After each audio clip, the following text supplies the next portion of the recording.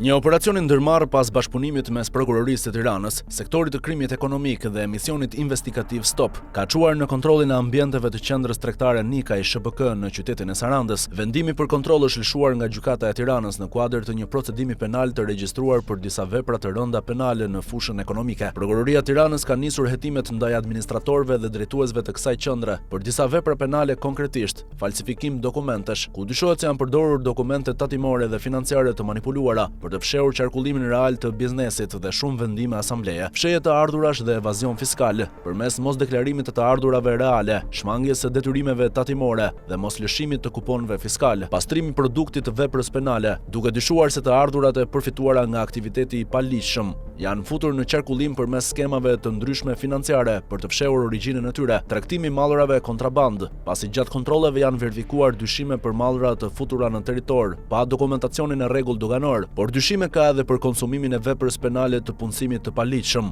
mospagimi i taksave dhe falimenti i provokuar. Sipas burimeve paraprake nga grupi hetimor, evazioni fiskal i dyshuar arrin në miliarda lek, çka e bën këtë një nga rastet më të rënda të hetuara në jug të vendit. Aktualisht policia e shtetit ka shoqëruar administratorët e kompanisë për veprime të mëtejshme procedurale, ndërsa nuk përjashtohen arrestime në vijim në varësi të provave të mbledhura. Në fokus të hetimit janë edhe zyrtarët e administratës tatimore në Sarandë. Nën hetim ndodhen edhe drejtori i tatimeve në këtë qytet, si dhe disa inspektor përkatës, të dyshuar për shpërdorim detyre.